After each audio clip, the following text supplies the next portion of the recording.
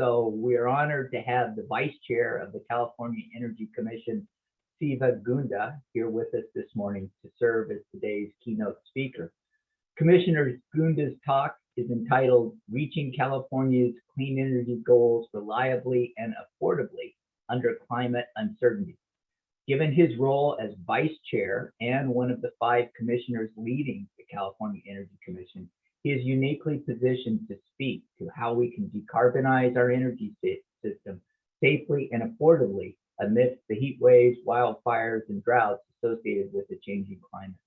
We've asked him to put our respective efforts towards energy efficiency and resiliency in context of a changing infrastructure.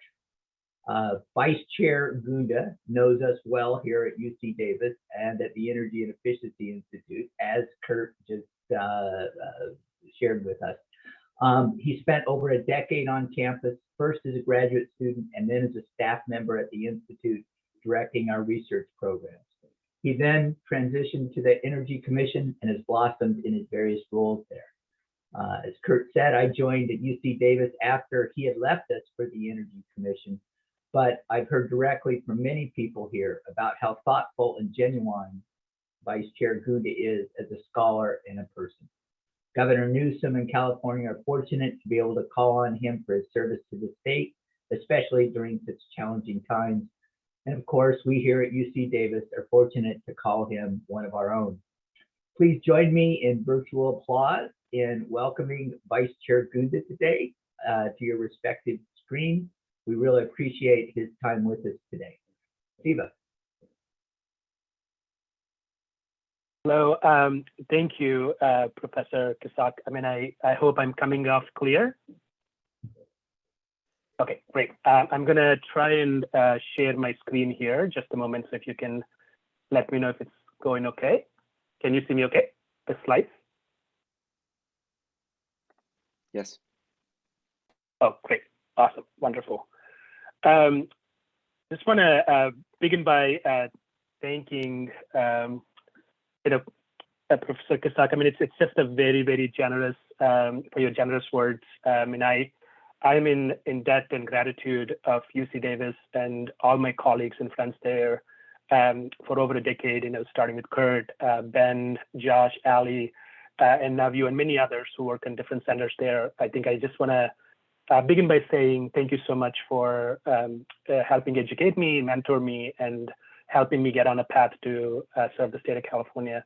So thank you so much, and thank you for inviting me to share some of our state's goals and where we are going, and I hope to spur some discussion here. So thank you so much. So I tried to kind of think about how best to contextualize California's energy goals, within kind of the context of the workshop today. And I think it's important just to kind of think through the main goals of California and our state and as people over the years. So I wanted to start off with this just as a context setting slide. And to the top left, you see California's energy mix in mid-1970s. It's the California electricity energy mix. And as you see, there's 60% petroleum in the 1970s. And 1970s also was an important moment for the state of California, but also the broader nation as we had the 1973 oil crisis. And now you kind of look at the slide to the right, that's where we are in 2020. We're looking really good. In terms of fossil consumption on the electricity grid, you barely have any petroleum. The nuclear is very little. The last of the nuclear power plants in California is set to retire in 2025.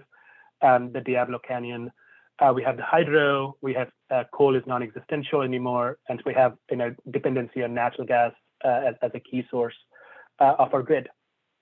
So I think the reason I wanted to start with this is there is a direct correlation between some of our stated goals and the energy system and how we as people develop public policy. And as you know, most of the public policy is really directed by public. I know it's supposed to be a voice for the public and figuring out what is the common consensus on where we want to move collectively. And over the years, some of the key goals that we kind of talk about when we talk about energy are affordability, economic growth, energy independence and security, equity, which we haven't used very widely in the last 45 years.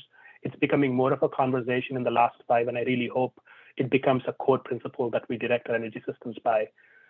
Climate change, quality of life, reliability, and a number of other things. And I think those goals, as kind of the broader, set the broader trajectory for our planning. And those goals, which we focus on in any given year or in a given time, changes based on the issues we face. And as I said, in the 1970s, we had the oil crisis. You had 1992, another important, year, where we're thinking about the UN framework, on climate change. And you had 2000, 2001 California electricity crisis, and all the way to today, the 2021 IPCC sixth assessment, where we just, the report basically said it's code red for humanity. So I think, as the times change, as the concerns change, our focuses change. And just kind of the inception of Energy Commission did come out of that oil crisis that we had in 1973. And it's important to just note how thoughtful and long kind of long thoughts and thinking some of the early conceivers of the Energy Commission were. So in 1974, we had the Warren-Nyquist Act after the 1973 oil crisis and the energy issues we had. And the Energy Commission was created, and there was a very clear indication that the building and appliances efficiency could really reduce the amount of demand that we have to resource the different energy resources with. So there was a huge focus on energy efficiency to date. Energy Commission prides its work on energy standards, including the latest adoption of the 2023 standards.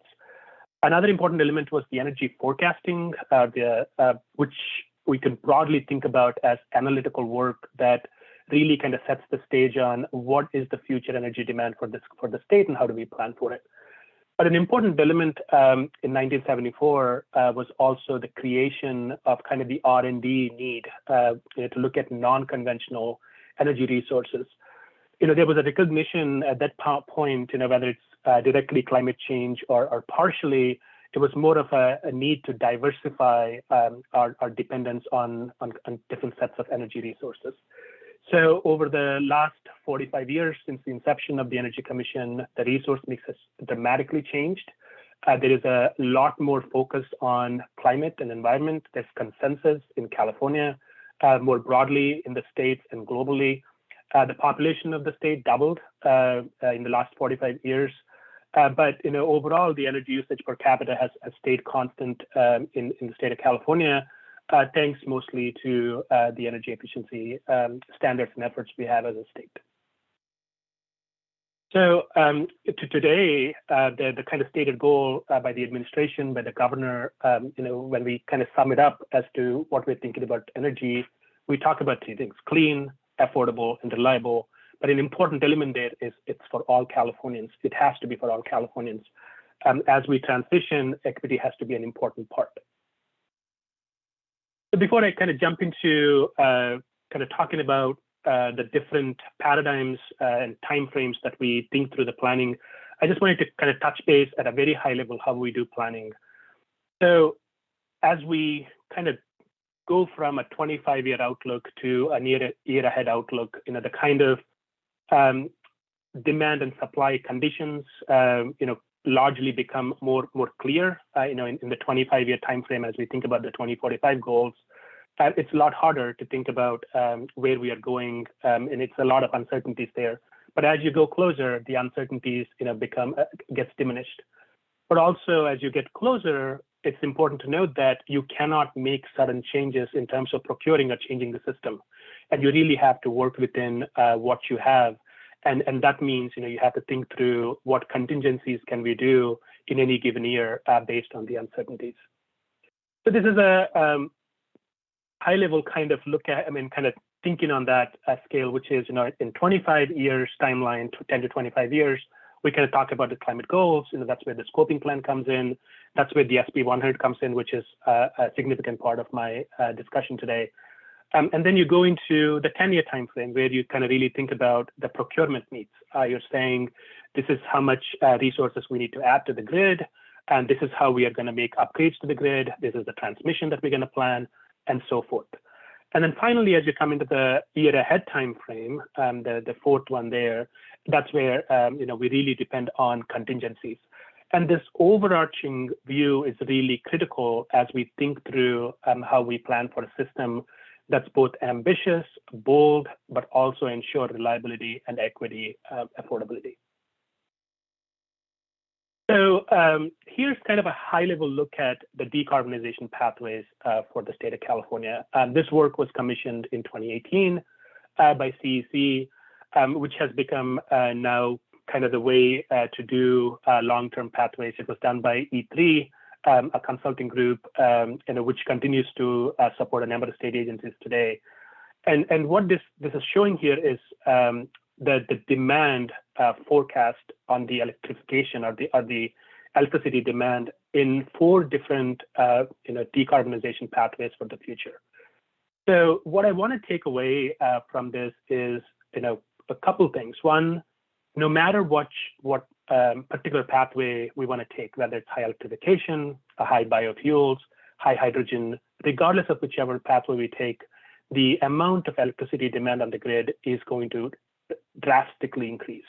And it's about 150% above where we are today by 2045. That's a significant growth.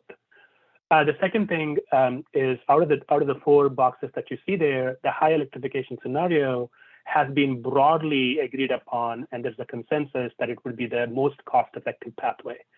So now as you look through that particular pathway, we're now talking about electrify buildings, electrify transportation, electrify any other end users that we can.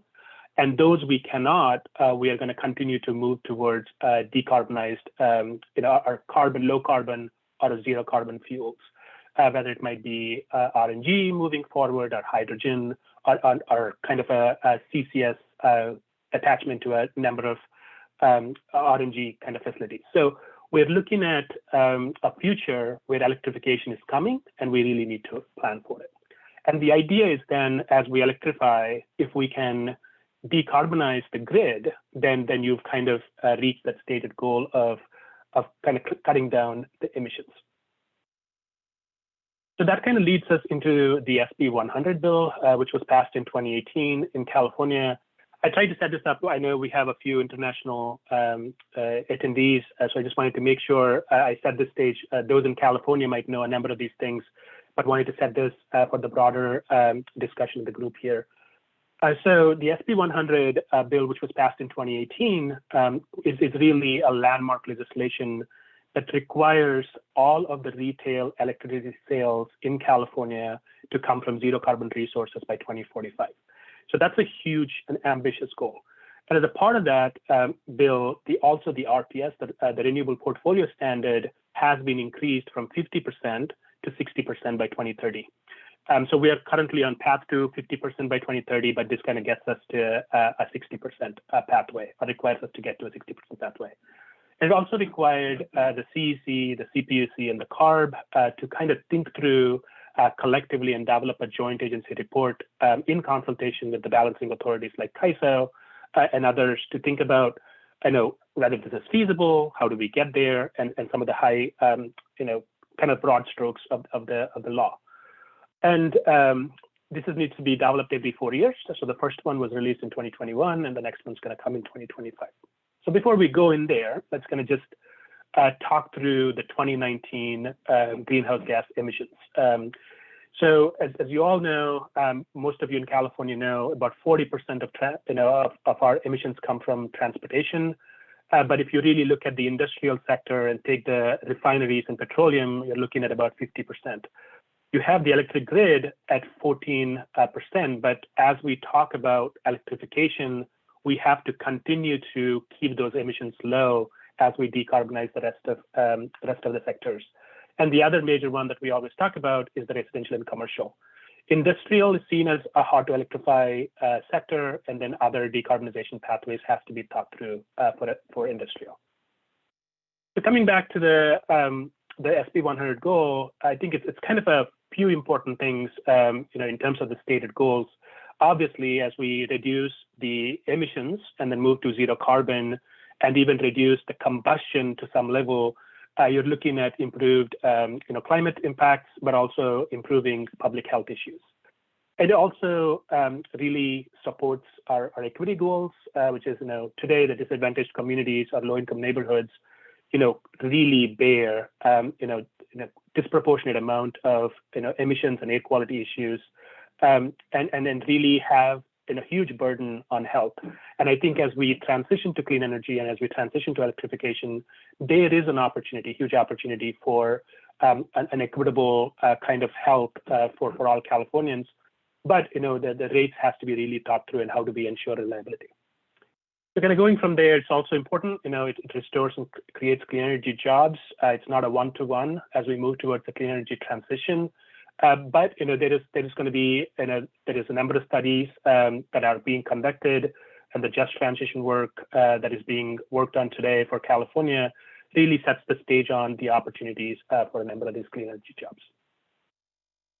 So the 2021 report, I'm going to just jump into a couple of high-level pieces, which is looking at what kind of technologies are we looking at.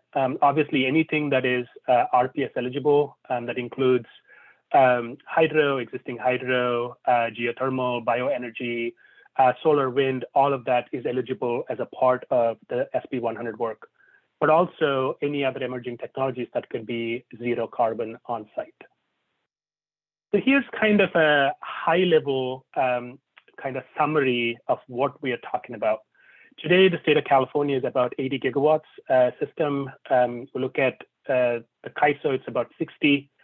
And we're talking about adding another 69.4 gigawatts of just solar, for example. What the SP100 results indicate is we need to potentially triple or quadruple the energy system or the electricity grid in California. So going anywhere from 80 to well past 200, even going into 300, depending on how we plan on the demand side, how we plan on the distribution side, and how we also think about some of the zero carbon resources, whether CCS is going to be a part of our future, whether RNG is going to be a part of future, and how much. All that is going to decide and dictate how big of a grid we need to be building. Another kind of daunting take from here is that in order to reach those goals, we're talking about a sustained build rate that is 3x for solar and wind. So we're looking at about 3 times what we have been building today.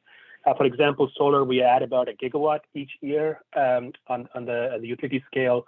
We're talking about 3 gigawatts of solar from now through 2045, year after year. And on the storage side, you're talking about increasing the rate by 8x. So these are some humongous numbers that we need to plan for. And I think what then we try to look at is, okay, what would the analysis look like if you look at a few different sensitivities? For example, high demand flexibility. We were only able to model some modest amount of demand flexibility. But even with that, there was a significant decrease in the resource build, as well as cost savings in terms of the grid and hence to the ratepayers. There's also, we've looked at non-combustion scenarios, zero carbon firm resources, which I'll talk in a second. But when you talk about non-combustion, we're talking about eliminating all combustion on the grid, all natural gas fleet. But while it is feasible and it reduces the air pollution and such, it also was shown to increase the costs as a whole. In terms of the zero carbon firm resources, we modeled something generic here, which is akin to hydrogen combustion. It could be RNG. It could be more fuel cells, but it's basically looking at generic, dispatchable, and firm resources at a particular price point that is equal to about $60 a megawatt hour, I think is what we looked at. If you really are able to come up with some zero carbon resources where there is policy support and a good price point, it really does affect the amount of build that we need, because most of the build that we need needs to support that evening hours where you're really trying to meet the peak, but also the net peak. And we also looked at accelerated timelines and the cost impacts of that. So here's kind of a high-level kind of visual, and I already kind of showed this as a table before, but just kind of giving you a visual between a 60% RPS goal versus an SP100 goal. You do see, a huge growth. There is about 32 gigawatts of customer solar on there, which you don't really see. That's the behind the meter solar, which is added in there. It's also 10 gigawatts of offshore wind, 12.5 gigawatts of onshore wind, 4 gigawatts of long duration storage. We model that pumped hydro is a part of that long duration system, and also about 135 megawatts of geothermal. And the geothermal gets picked up more depending on more constrained futures that we might want to create. So again, we talked about 4 different decarbonization pathways, and I mentioned this before. Regardless of which pathway you take, this visual is to just kind of say, we are looking at a large amount of build, no matter which path you take. Here's a kind of a high-level top line on the differences if we have new offshore wind or kind of out-of-state wind. So we looked at, if there is no out-of-state wind, no offshore wind, what does that happen? And as you see here, if you have all resources, the resource build is lower than limiting our resources geographically or kind of offshore. And finally, just kind of looking at that zero carbon resources that we mentioned. So when we kind of look through, modeling that, as you see here, the generic zero carbon base load and generic zero carbon dispatchable load really does reduce the amount of overall need you have. And this was an important finding because this really needs to go into how we think about policymaking over the next 25 years. The key takeaways, SP100 shows that, it's technically feasible. We can achieve it technically, but, constructing this much amount of resource build at a system at these record-setting rates is going to be difficult. Diversity of energy resources, both geographically as well as diversity in technologies, is really valued and lowers cost and increases reliability. That's an important issue. And increased energy storage and advancement in zero carbon technologies, is needed and can really reduce the need for natural gas combustion. So we've kind of talked about the 2045, as a kind of setup. We have 3 different timelines. We talked about the timeline at a very high level in the kind of 10 to 15 years 10 to 25 years time frame. And now when you look through the midterm reliability, CPUC has recently procured 11,500 megawatts of new resources by 2026. That 11,500 translates to 25,000 as you convert them from net qualifying capacity to actual nameplate capacity. And as you see here, the energy storage itself in the table at the bottom, which is energy storage 4-hour, you're talking about adding about 11,000 to 12,000 megawatts of new storage between now and 2025 or 2026. That is, adding, a significant amount of storage that we've never seen before. And it's also looking at adding about 5,000 megawatts year after year. And this really does shift, this procurement really does shift our thinking through the SP100. It begins to kind of coincide with the broader goals of SP100 and carbon neutrality. And this is kind of a critical step in ensuring reliability in the midterm, but also moving towards our clean energy goals. And now I want to kind of come into the near-term timeframe and why it's really important. Here's a look at the 2020 extreme heat event. So this is a plot of all the temperatures. So the gray area is the different temperatures, average temperatures daily over the last 35 years. And then you have different lines there for different years, looking at July, August, and September. As you see for 2020, you had record temperatures both in August and September. And if you kind of continue the line into October, it was record setting as well. And what we've seen is, the temperatures that we've seen in 2020 were in the line of 1 in 30 event, which is a statistically outlier in August, and we were really concerned about that. In September, it was a 1 in 70. In October last year, it was close to a 1 in 100. So it is really the temperatures that we are experiencing. One in California are extremely high, but last year it also came as a regional heat, which had implications on the amount of energy available regionally and to the imports market. This is something my colleague yesterday, David Earn, talked about. The only reason I just put it here is, we just talked about, the temperature conditions, but also this one in the chart specifically highlights the importance and the tightness that we experience in the net peak time, which is those evening hours when you have a drop in the solar, but your demand still is high, and there is no real resources to compensate that rapid need. And we typically rely on imports during the time, and we rely on dispatchable gas fleet during the time. And that's the critical time that we need to begin to plan for. I was supposed to say 2020 and 2021, but the 2021 has not been easy. As you see here, we had about 8 flex alerts this year on the system, on the CAISA system, increased maintenance. Overall, you see that we had less emergency conditions, but you also see that we had more flex alerts and restricted maintenance. And what that kind of sends a signal on is 2 things. One, between 2020 and 2021, we as a state learned how to pre-plan. So we were able to send those flex alerts ahead of time and do restricted maintenance ahead of time to really plan for it. But also it shows that the tightness continues into 21 and it is into 23. This is an emergency proclamation that the governor put out in July, recognizing the tightness we are in 2021 and kind of allowing some key things to happen to ensure and shore up reliability. And thanks to UC Davis and all the UC campuses for supporting the reliability events both last year and this year. And I want to call out to our next speaker, Eric, for his support during those critical times. So, I want to skip this, but want to just highlight a couple of things, which is one, we need to, what we've done is really looked at demand side solutions, including turning on, potentially creating a pathway for backup generators to turn on. So we are on a path on the SP100, and we want to double down on that path. But as the near-term reliability threatens us, we will have to then dig into, relying on resources that we might not want to, like the backup generators, which then have higher impact on vulnerable communities because many of them are in those areas.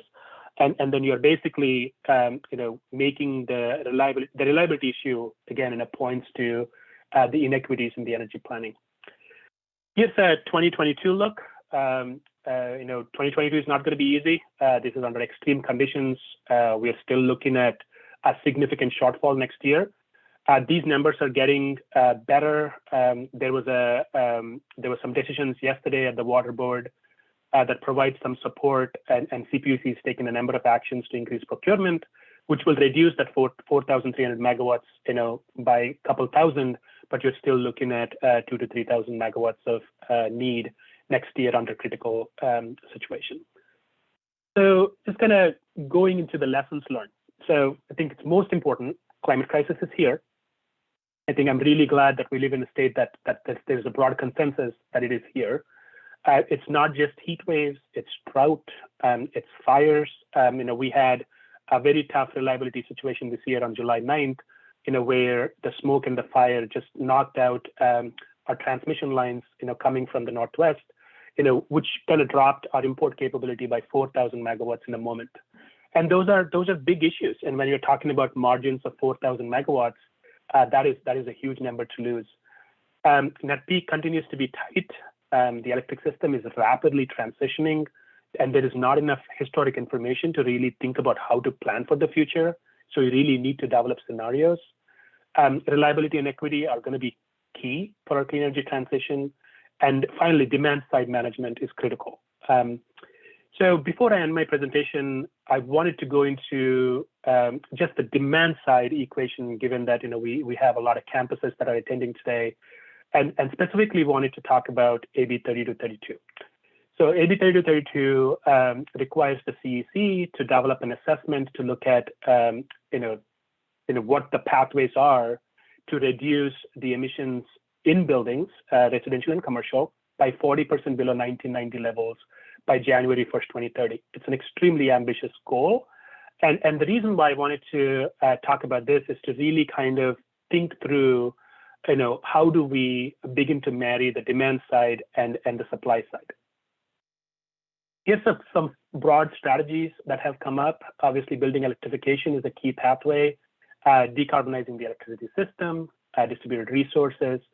The refrigerant conversion, that's a huge issue. If we are not going to reduce the HFCs in the refrigeration, ultimately they have humongous amount of greenhouse gas impacts, and that needs to be changed. Energy efficiency, demand flexibility, and finally decarbonizing the gas system. This is a heat map that kind of just shows how our system is today, the electricity system, and the green portions are where you have lower emissions on the system, and the red are where you have higher. And what we need to do is to begin to move our load into the greener areas to really think about overall economy-wide benefits. I'm going to skip through the next slides very quickly, but here's kind of a chart showing the different measures we looked at, incremental gas efficiency, electrification, efficient electrification, and so on. And just to kind of show you that reaching that 40% below goal, on the dashed the black line, which looks at the direct emissions, is not going to be easy. And it takes all those things to come together collectively. Those of you following, energy codes are kind of important. The core focus of building standards for the Energy Commission for a long time have been purely to reduce the amount of energy for services, but the 2019 Energy Code really ventured into on-site generation, and the 2022 updates that and really requires expanded solar standards and kind of storage and also electrification. So it's an important element, and all of them are coming together into a broader thing. And finally, demand flexibility. And as I mentioned, demand flexibility is going to be a part, and we need to figure out ways to unlock it. I'm going to skip through these couple slides, and I'm going to just add here. This is the last slide I'm going to touch. So this is the Governor's Bill this year, and just kind of sense the signal on where we are going to go as a state. The signed bill includes about $1 billion for CEC out of a $3.9 billion package to look at zero emission vehicles to really enhance the transition. The energy package was not signed in. We're looking at it for January. That's the $756 million. But really, it's about energy upgrades, energy storage, offshore wind, and SP100 planning. And there's other kind of building side work, which is the $75 million for the build program, which is looking at the providing market incentives for low income specifically to electrify. So, there's a number of things happening. There's those of you who are interested in funding. We have EPIC program. These are the areas that we are trying to think through in terms of investing $1 billion over the next 10 years. But the system is rapidly transitioning, and the state cannot do it alone, and it's all of us doing it together. And I'm really grateful for the opportunity to be here, and happy to answer any questions in the remaining time. Thank you. Thank you, Siva, for sharing that with us. We are. It's incredible to see the scope of what you're working on behalf of the state and behalf of the public.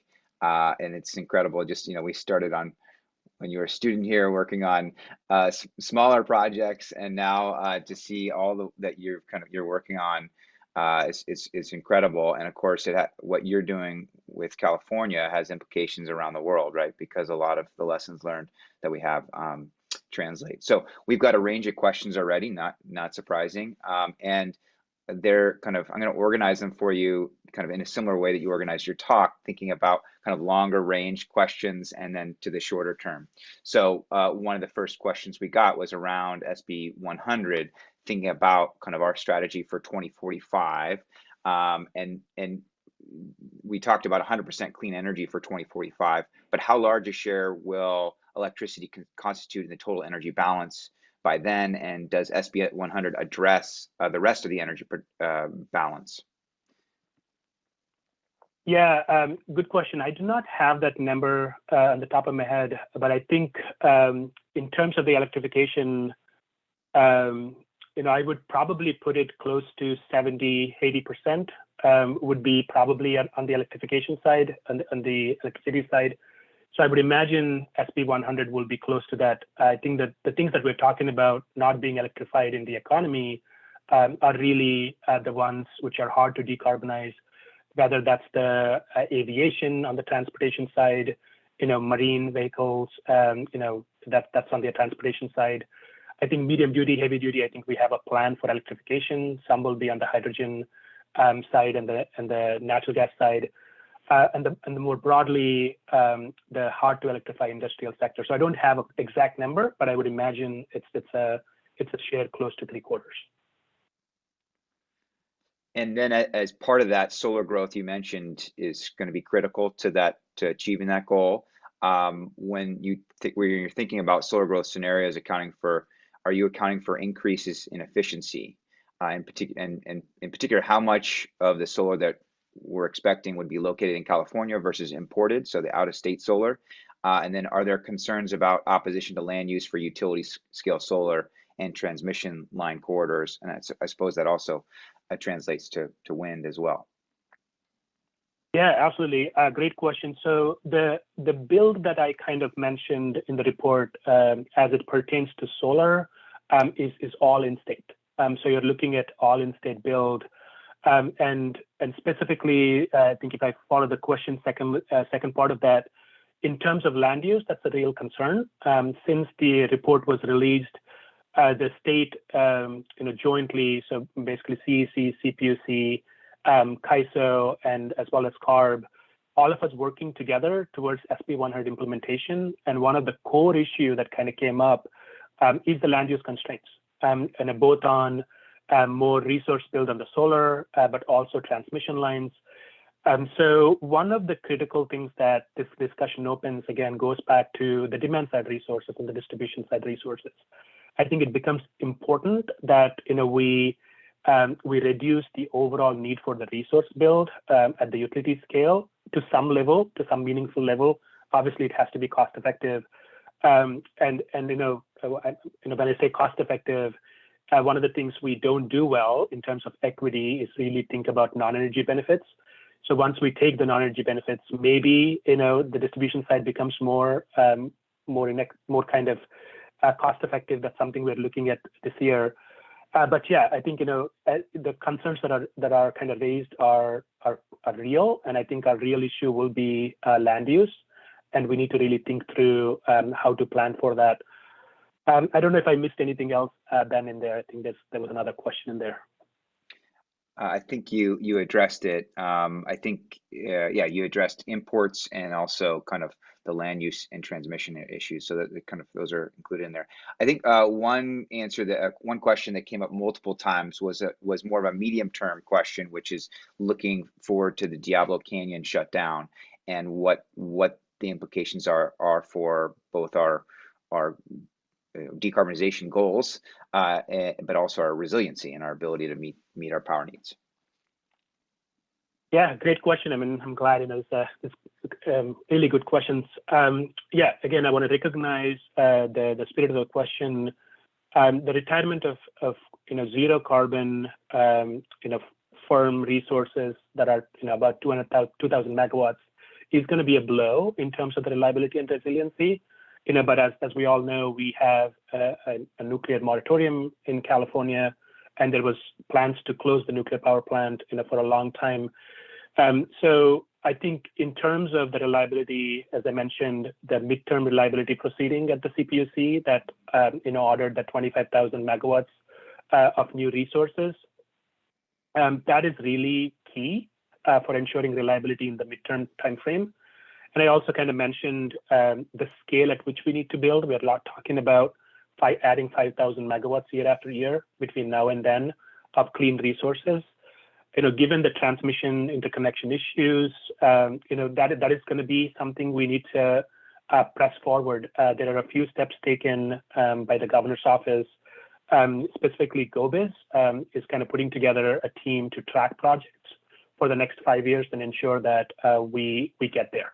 But the points that raised are really important. I think it's going to be a blow to the reliability and resiliency, but it's kind of our seeing through the fruition of our long-term environmental goals, and kind of the goals around nuclear resources. And I think we're meeting them, and now we have to meet reliability. So we need to plan for it. Storage may play a role in that. Of course, that's a lot of base load. But there was a question about what are the more promising energy storage technologies for scaling up to meet the requirements for SP100. And I think it was by 2025, you're looking at 10,000, was it 10,000 megawatts of storage capacity? 12. Oh, goodness. It's hard to say that. So that's by 2025, you're having that online. So really, is it that once you have that, do you need any more than that? Or is that, and then what are the most promising technologies for that? Is that all lithium ion or what? No, this was a great question again. I think Ben kind of set it up. So in the time frame, into 2025 timeframe, we're looking about 25,000 megawatts. 12,000 megawatts of storage. And I think if I remember it right, in the 2045 timeframe, you're looking at about going 4 times that. We need to get to about 40 gigawatts to 50 gigawatts of storage. So currently, in the short term, I think really we are in the push for scaling lithium ion, both 2-hour and 4-hour, kind of lithium ion technology. But I think there is a recognition that we need to transition to more long duration storage. And so some of the technologies that we talk about are flow batteries. That's a new technology that's kind of growing. There is a lot of growth on thinking through customized projects, like whether we want to use the excess energy to make hydrogen and then kind of use the hydrogen and store it in salt caverns, like what LA is doing, and then use it later. So there's a number of different technologies that are beginning to come up, but I think there needs to be a sustained effort in R&D, but also incentivizing or providing some sort of grants for those projects to become reality, so we can begin to see it in demonstration. Gotcha. Some of the procurement is happening through public power, as so CPUC has a lot of control over obviously the IOUs to move forward with some of that procurement, but with CCAs and a public power playing a role in procurement, how are CEC and other, I suppose, other regulators, the question's phrased directly to you, but making sure that we're going to get the procurement that we need from those public agencies? Yeah, again, great questions. I think I want to recognize the spirit of that question first, which is, as we have more defragmentation of the energy system, whether through CCAs or otherwise, planning for a reliability collectively is going to be an issue.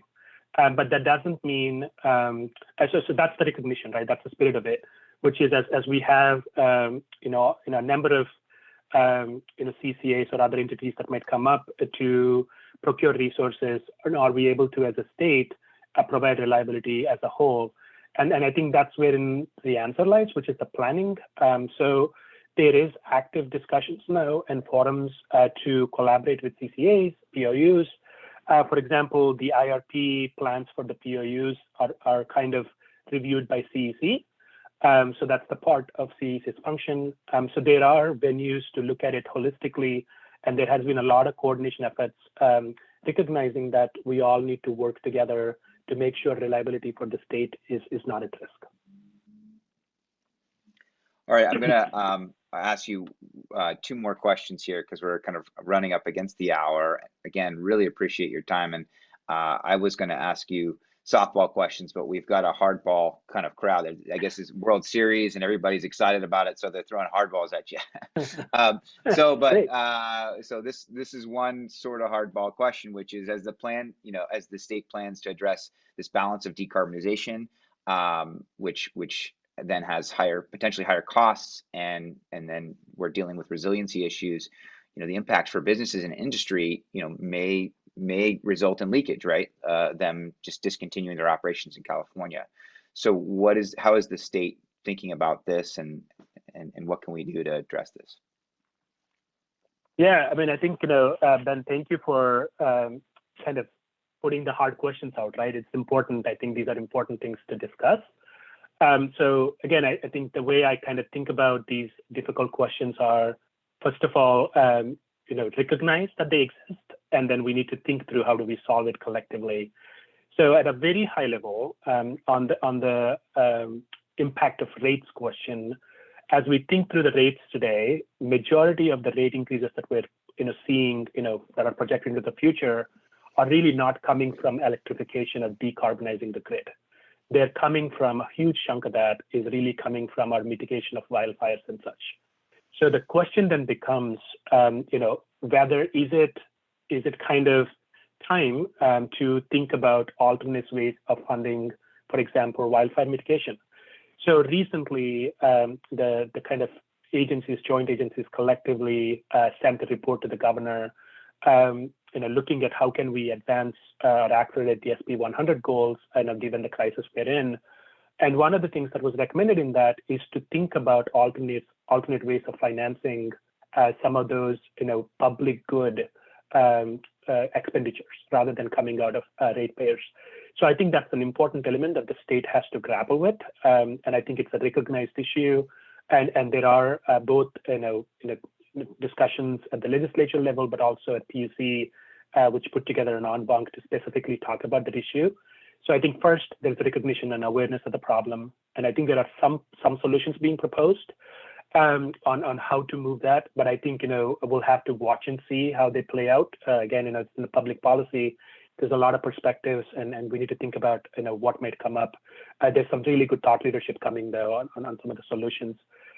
As for losing businesses, no state wants to see that, and I'm sure it's a priority for the governor, priority for the administration to think about how to ensure and tackle issues that might make it hard for businesses to stay in the state. Thanks for that, Ali. Am I allowed to ask Siva one more question, which I think would close down this? I know we're a little bit over. Okay, great. I got a thumbs up. Siva, really, this is fantastic, and I think we've got 50% of the audience here are kind of facility managers, right? They're kind of managing these large campuses, and we do have 60% of the folks here are in California. We've got a number of folks outside of California, and if we imagine the world is going to go this direction, which it has to, right, as we decarbonize. And we start to face, this challenge of having demand meet load. You mentioned demand side management is so important. You mentioned that you've leaned on, for instance, campuses like the UC campuses here in California to play a role in demand side management. What are just some parting thoughts that you might have for facility managers, inside California or outside California, and the role that they can play in helping both prepare for that future call from their governor saying, hey, we need to drop load, and also prepare for that dynamic nature of this new energy system, at least over the next 5 years. Yeah, thanks, Ben. So just kind of want to lean on kind of a roundtable we had with Eric, kind of a number of UCs, CSUs earlier this year, like we had an educational roundtable to think about reliability. And I think some of the things that came up during that were both an awareness that there's a number of opportunities, right? Like the pump loads, thinking about pump loads. And how do we think about pumping at campuses and kind of making sure that's kind of in sync with the grid needs. There's a number of things that came around chillers. Chillers was like a core issue that was identified as an opportunity. There was also kind of identified on the other end, which is the programmatic barriers that campuses kind of face in terms of being able to participate in rebate programs or other kind of programs that compensate the campuses.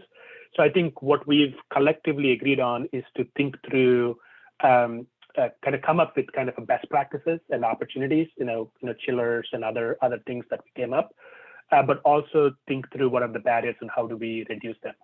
So I think it's a 2D problem we have to think through, both on the opportunity, but I just want to thank UC as a whole and Eric for his leadership on that meeting. And to you too, you have facilitated that meeting. Thanks. All right, well, I think we've gone over our time.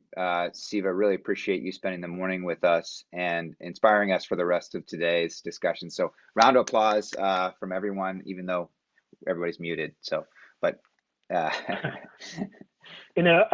just wanted to say in parting, I think, thanks to UC Davis, thanks for having me here. But I also keep trying to say this to every meeting I go these days. We are in a rapid transition. This last 2 years has shown the vulnerabilities for the state and the globe, not just on the energy system.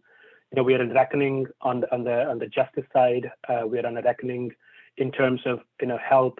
I think this is a time for all of us to come together and work together. And I just really appreciate the general kindness and thoughtfulness that UC Davis brings to all the discussions. So thank you, Ben, and cultivating that, and look forward to engaging more. Thanks again.